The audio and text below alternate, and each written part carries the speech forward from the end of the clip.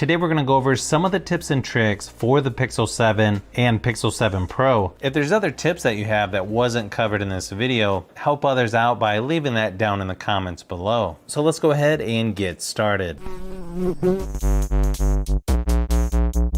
Probably one of the first things you'll notice is when you hold down the power button, the Google Assistant comes up, which is a nice option to have, but I prefer the power button to power on and off the phone. I would go into settings and start typing in power. You'll see inside settings, you've got press and hold for the assistant. Just uncheck that and then it should work as a normal power button. Then you have the option to power off, restart, or lock down the phone. Another feature that's really nice, let's say you're looking at your phone late at night and it's dark, you don't want to blind yourself from the screen brightness. Once you turn the screen brightness all the way down, there's also another button that you can add called Extra Dim. And it may not look like much on this video because of my bright lights, but it actually works really good when you're in a dark room. If you don't see that option, just hit the little pencil. You can just scroll down and find where it's located, then just hold and drag up to where you like it.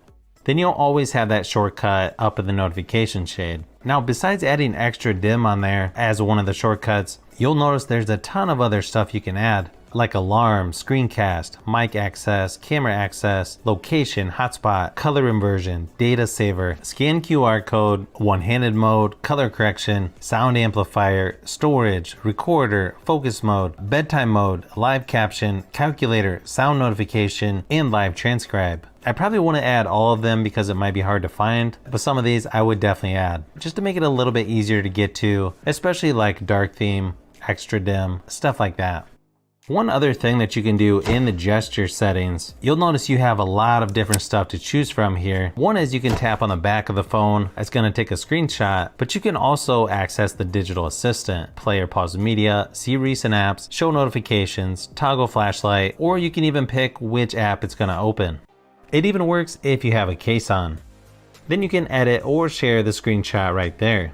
Besides that, you're also going to be able to quickly open the camera, flip camera for selfie, system navigation, tap to check phone, lift to check phone, flip to one-handed mode. You've just got a lot of different gestures to choose from.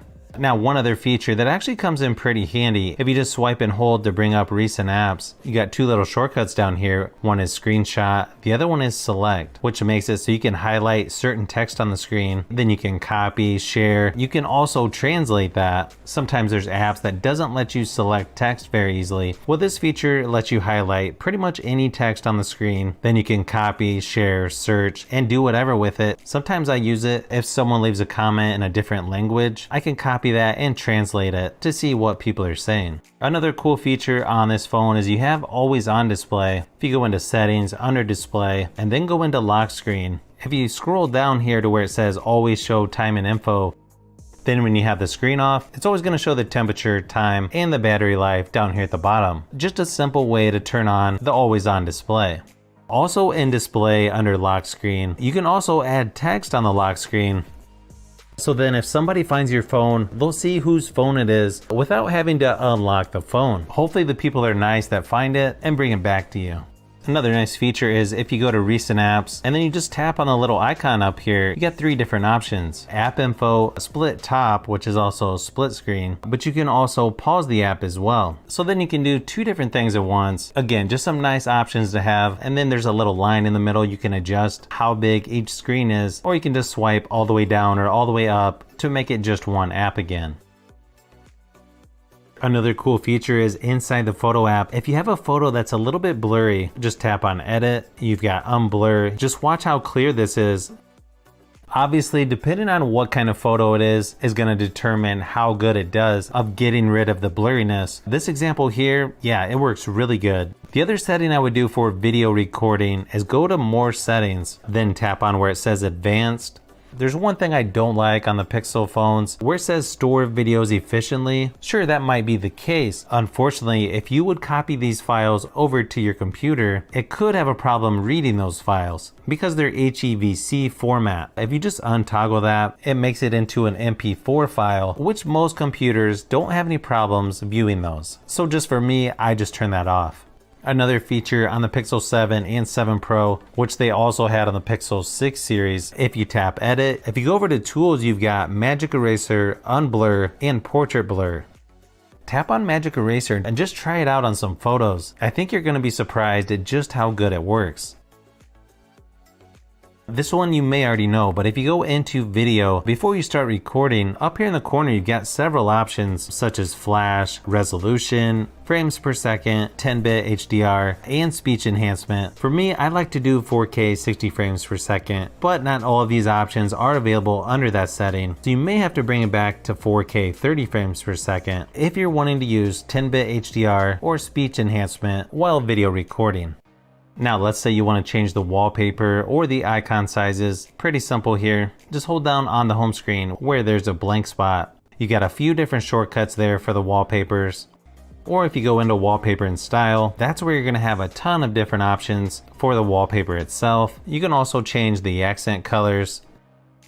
You've got dark theme there as well. Now you've also got themed icons, which actually looks pretty good as long as you're using all Google apps here on the home screen. But the reason I'm not a huge fan of it, because as soon as you use a third-party app, it really sticks out like a sore thumb. Another thing you may want to do is go down to App Grid. Depending on which one you choose, it's going to make the icons either larger or smaller. If you want the icons a little larger, go with 4x4. If you want people to give you a funny look when they see your phone, go with 2x2. You'll also see you've got home settings. One feature you may want to use if you go into suggestions, you've got suggestions in app list and on the home screen. So then it's going to add either recent apps or apps that it thinks you're going to want to use right there on the home screen, so you don't always have to go and try to find them.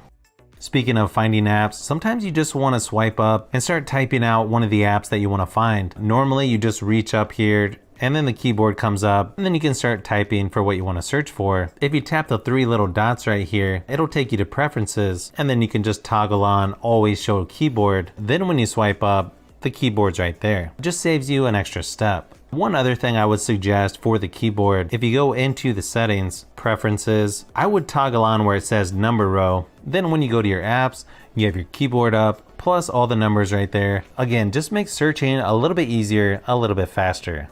One other thing you may want to do is go into settings under display. If you scroll all the way down to the bottom, you'll see screen protector mode. If you toggle that on, it's going to increase touch sensitivity because sometimes if you have a screen protector on, it makes things a little bit harder and it makes the fingerprint scanner a little bit harder to use once you have the screen protector on.